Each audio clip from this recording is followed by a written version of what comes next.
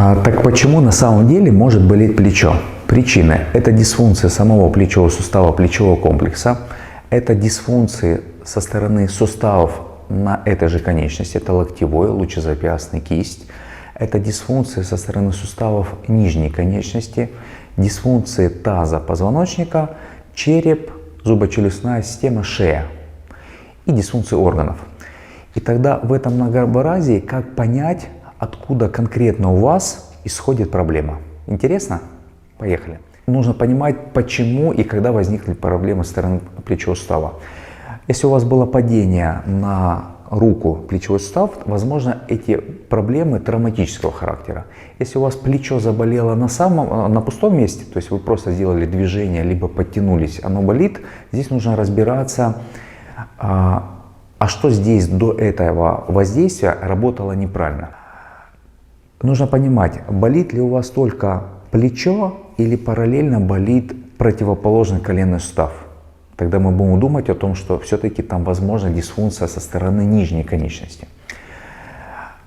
Как провести диагностику? Вы находите то движение, которое максимально доставляет дискомфорт либо боль в суставе. Возможно, это движение у вас ограничено. И далее пошла игра. Вы берете и просто придавливаете лопатку. Ее можно придавить, например, лежа на спине, либо подойти к стеночке, облокотиться лопаткой к стене и сделать аналогичное движение. Если у вас боли уменьшаются, увеличивается амплитуда движений, тогда вы разбираетесь, почему нестабильна лопатка.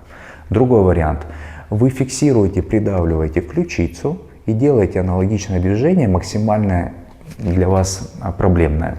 Легче становится, вы смотрите, что с ключицей не так. То же самое грудина, грудная клетка. Если становится легче, вы работаете в этом регионе. Конечно, в данном случае, если вам назначат стандартное ортопедическое лечение, высока вероятность, что здесь будет физиопроцедуры, массаж, упражнения, какие-то нестероидные противовоспалительные, они могут помочь, потому что, скорее всего, вы попадете в ту дисфункцию, которая создает эти проблемы. Только единственное, массаж нужно делать широко, особенно ту зону стабилизации, которая вам помогает. Если это лопатка, тогда нужно делать массаж и полностью грудной клетки, грудной отдел.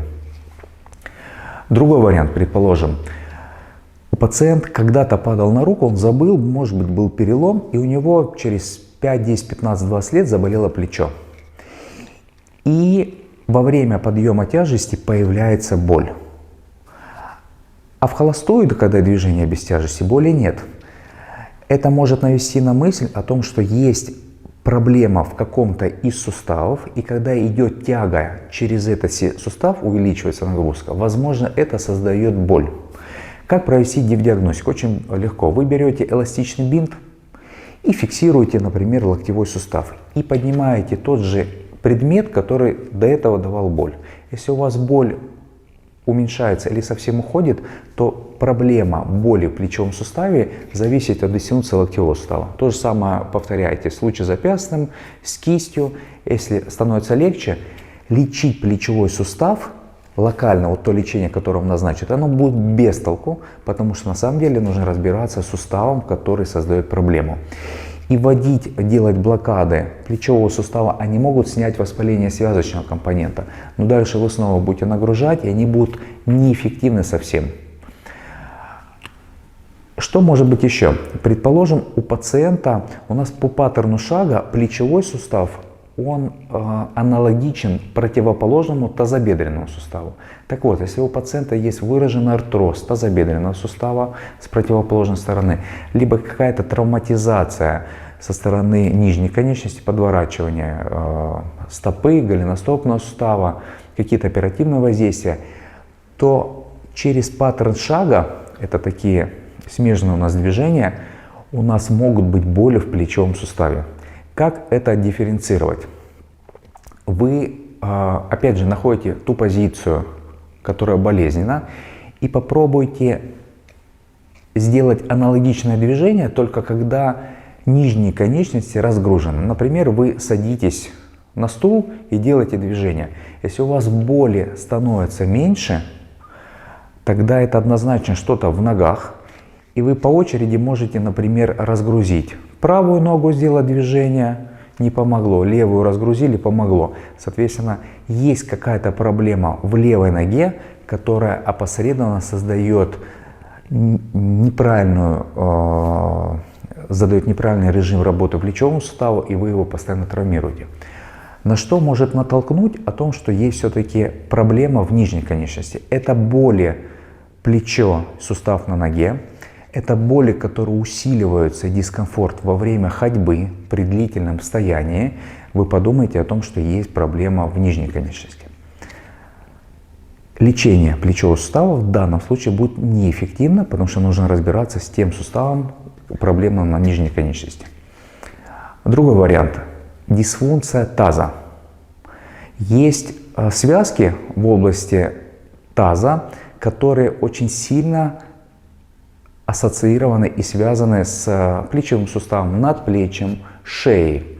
Так вот, боли в плечевом суставе, они будут усиливаться, когда мы сидим и нагружаем таз. Тогда диагностика. Вы делаете движение стоя, дискомфорт. Вы сели, нагрузили таз, и боль усилилась. Лечим таз, не плечо. Как правило, когда вы убрали источник проблемы, через какое-то время, либо сразу, либо в течение 2-3 дней плечевой сустав сразу пройдет. Нужно разбираться, это очень часто крестово-подвздошный сустав, и причина этому не работающие большие ягодичные мышцы. Вы можете их поразминать, поделать упражнения на большие ягодичные мышцы. Это, конечно, не лучший вариант, но это вариант на какое-то время улучшить ситуацию, а дальше вы должны обратиться к специалисту. Более физиологично в этом направлении работают специалисты по методике PDTR, которая позволяет найти причину, почему не работает таз, включить его, и все остальное, связанное с тазом, пройдет. Когда мы говорим про позвоночник, у нас лопатка крепится к туловищу мышцами. И многие из этих мышц ассоциированы с грудным отделом позвоночника. Некоторые спускаются до поясничного отдела позвоночника, шейный отдел позвоночника. Так вот, если есть нарушение, например, в грудном отделе позвоночника, то как минимум с одной стороны, а еще чаще с двух сторон лопатки будут нестабильны. Тогда нам пациент скажет, что, во-первых, у него болят и правый, и левый плечевой сустав. Раз. Это уже говорит о том, что проблема не в плечевых суставах. Ну, если человек не падал направо-налево. Плюс он скажет, что у него есть дискомфорт, чувство зажатости, либо боль в грудном отделе позвоночника. Он вам так и скажет. Тогда, что можно сделать?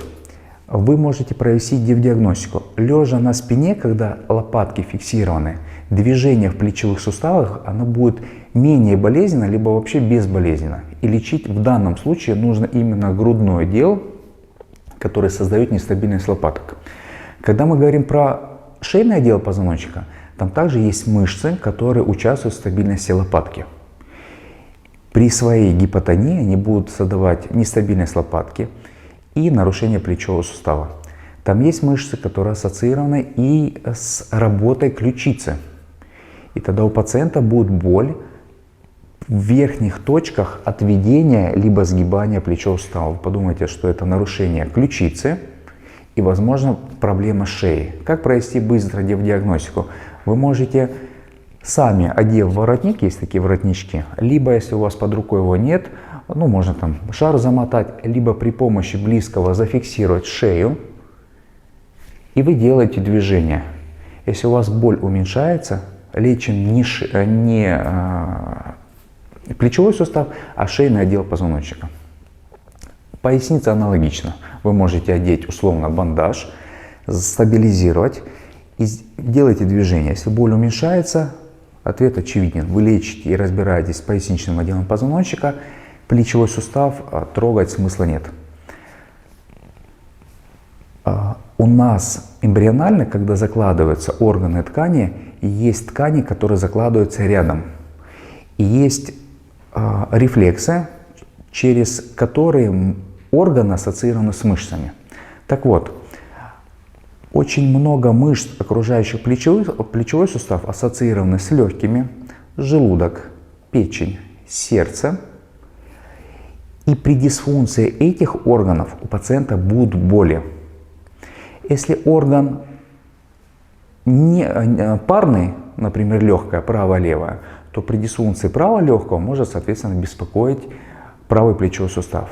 А вот если орган непарный, сердце, желудок, печень, то высока вероятность, что будет беспокоить и правый плечевой, и левый плечевой сустав. И тогда это может зависеть от нагрузки, от приема пищи, боль.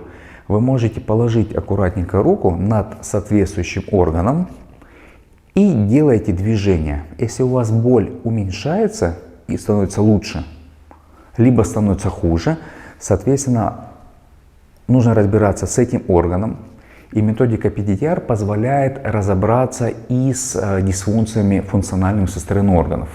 И убрав причину, плечевой сустав работает хорошо. Есть еще ряд проблем психоэмоциональные, когда пациент скажет, а вы каждый можете подумать, после чего боль появилась, когда, например, боль и дискомфорт в суставе появляется после психоэмоционального события. Какое-то трагическое событие, гибель близкого, и тогда, конечно, здесь лечить и, в принципе, проводить диагностику смысла нет. Есть у нас точки Беннета, они расположены на лобных буграх.